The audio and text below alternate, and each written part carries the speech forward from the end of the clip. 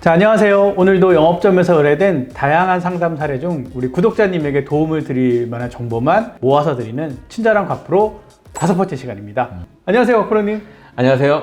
오늘은 이제 2021년 들어서 그 연금 제도들이 달라진 것들이 꽤 있거든요. 이제 과연 어떤 것들이 올해부터 달라졌는지 이런 것들을 좀 정리해보는 시간을 가져볼까 합니다. 간단한 퀴즈 하나 제가 준비를 해왔습니다. 작년도 대한민국에는 사망자보다 출생자가 더 많았다. 맞으면 O, 틀리면 X. 요거 제가 뉴스에서 본 것 같아요. 저희는 출생률이 뭐 OECD 중에서 많이 낮은 편이니까 예. 아무래도 사망자가 더 많았겠죠. 좀 벌써 식상한 뉴스가 됐나요? 그죠? 예. 사실 그 사망자가 이렇게 출생자보다 더 많은 경우가 그 어떻게 보면 이제 사상 처음인데 제가 뉴스에서 봤을 때도 요걸 인구의 그 데드크로스? 생각보다 좀 빨리 나타났고, 그래서 예비 고령자인 50대인 경우에는 은퇴 노후에 막 비상이 걸렸다. 뭐 이런 뉴스를 제가 본 것 같은 기억이 있어요. 맞습니다. 네. 많이 남진 않았다는 거. 예. 조금이라도 더 많은 돈을 수령할 수 있도록 지금부터 말씀드릴 연금 제도들에 대해서도 좀 더 많은 이해가 필요하고요. 우리가 이제 은퇴자산이라고 하죠. 그렇습니다. 사적연금 네네. 이런 것들도 노후자산도 잘 관리해서 최대한 적립금을 이제 좀 잘 늘리고 세금도 줄이고 이제 이런 것들을 같이 병행해야 되는 거예요. 맞습니다. 갑자기 머리가 복잡하죠. 그러죠. 네. 연금은 항상 이야기는 많이 나오는데 공적연금, 사적연금 구분되어 있다 보니까 그렇죠. 실질적으로는 잘 모르는 경우가 많아요. 그런 의미에서 이제 연금제도가 어떻게 변하는지를 잘 이해해 두시는 게 좋겠다라고 볼 수 있습니다. 앞으로 소득을 벌어온 날보다 벌을 날이 적은 저희로서는 반드시 연금에 대해서는 저희가 짚고 넘어갈 필요가 있는데, 올해 많이 바뀌었다고 하셨잖아요. 네. 그러면 구체적으로 어떤 게 많이 변화했는지 우리 곽프로님께서 시원하게 설명 부탁드리도록 하겠습니다. 네. 일단 첫 번째로는 제일 많이 변한 부분은 바로 주택연금입니다.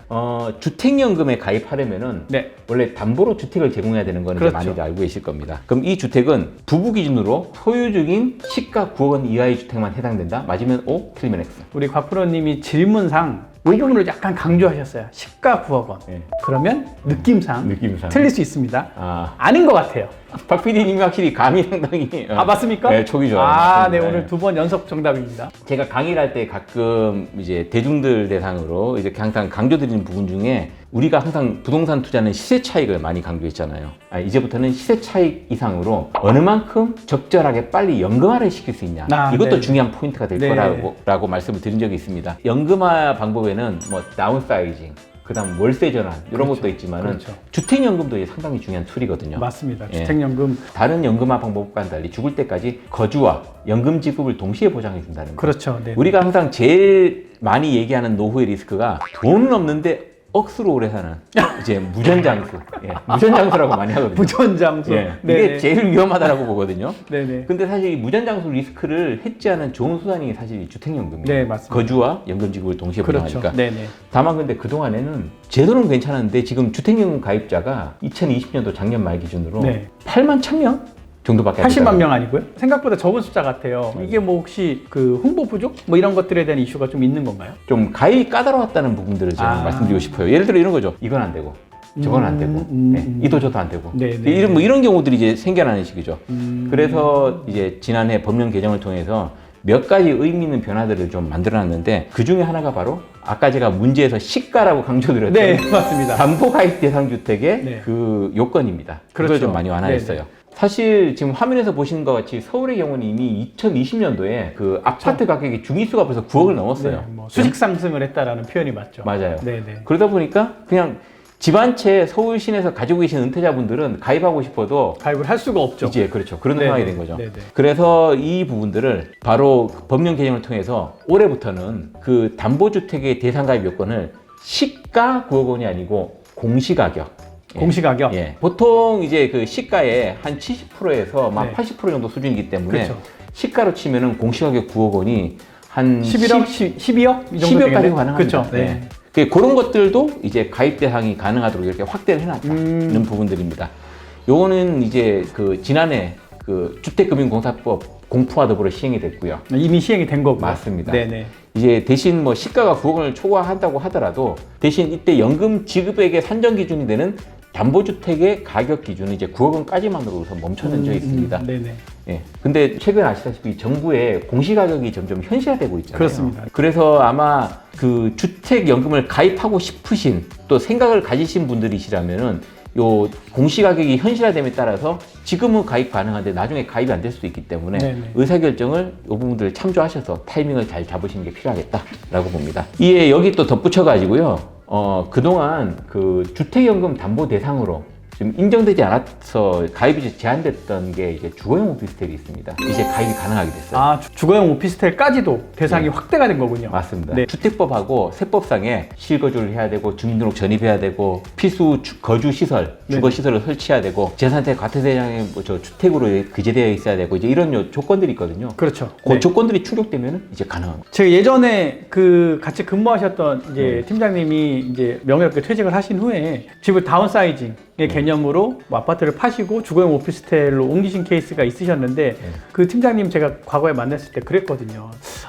다운사이징 한 것까지는 좋은데 요게 이제 주택연금의 대상이 되지 않아서 좀 까지만 고민이다라고 했는데 우리 그런 분들까지도 이제 대상이 확대가 됐으니 수요자 입장에서는 굉장히 유리하다고 생각이 들 것 같아요. 그렇죠. 과거에는 월세를 놓은 단독이나 다가구 주택 가입자도 가능은 했는데 문제는 전세 보증금이 1원이라도 있으면 안 됐어요. 맞아요. 거주도 하면서 이제 당연히 뭐 월세를 같이 놓은 경우는 원래 되도록 돼 있는데 문제는 전세 보증금이 이게 아시다시피 그 소액 임대차 보호법이 최우선 변제를 받다 보니까 네네. 이 부분들이 발목을 잡아서 이제 가입 자체가 불가능했거든요. 근데 사실 월세 놓으면서 보증금이 하나도 없는 경우가 있나요? 거의 없다고 봐야죠. 네. 그렇죠. 네. 그런데 이제 이 부분들도 지금 금융공사에서 우리가 법령 개정을 해서 6월 이후부터는 단독이나 다가구 주택 소유주분께서 방 하나 월세를 주면서 보증금을 받은 게 있어요. 이런 경우도 이제는 주택연금 가입이 가능해졌다. 예, 이건 6월부터 가능한 거고요. 또 마지막으로 이제 그 주택연금 전용 수령 계좌를 이제 만듭니다. 주택연금 전용 계좌 제도를 만들어서 네네. 이거는 압류를 못 하도록 압류 방지를 명문화시켰는데 네네네네네. 이것도 6월부터 제도가 시행될 예정입니다. 이제 가입 대상이 조금 확대됐다라는 거는 이미 시행이 된 거고 네. 그 외에 말씀하신 부분은 2021년 6월 이후부터 시행이 된다는 말씀이시네요. 다시 한번 정리드리면은 이제 그 시가 기준이 공시가격 기준으로 바뀐 것과 주거용 오피스텔이 가입 대상으로 그 확대됐다는 부분들은 이제 올해 초부터 바로 지금 진행되는 거고요. 나머지 단독 다가구 주택에 그 월세 보증금이 있는 경우도 가입 가능하다는 거는 이제 6월 이후부터 이렇게 보시면 되겠습니다. 제가 또 화면 하나 가지고 왔는데요. 연령별 주택 가격별 주택연금의 월 지급액 표가 있습니다. 한번 보시면은 네. 이제 2021년 기준으로 나와 있는 거고요. 지금 종신 지급 방식의 경우를 우선 보여드리고 있는데 예를 들어서 지금 70세 그러니까 이제 부부 중에 연소자 기준으로 보통 이 표를 그렇죠. 보는 거거든요. 네네. 이때 보시면 3억 원 주택 기준으로 매월 92만 1천 원 수령이 가능한데 그러면 이제 연으로는 대략 한 1,100만 원 가량이 되는 거죠. 예. 3억 원일 경우에 월 92만 원 정도 되니까 그러면 실질적으로 요즘 이제 주택 가격이 많이 올라가 있으니까 예. 꽤 많은 금액을 받으실 수도 있겠네요. 맞습니다. 네네. 주택연금 관련해서 관심 있으신 분들은 우리 주택금융공사 홈페이지 통해서 확인하시면 이런 내용들까지도 상세하게 확인하실 수 있으니까 꼭 좀 한번 홈페이지 들어가셔서 확인해 보실 필요가 있을 것 같아요. 맞습니다. 네. 대부분의 사람들이 연금하면 떠오르는 그거 국민연금입니다. 군인연금에도 공무원연금이 계속 동결이 됐어요. 근데 올해부터는 이제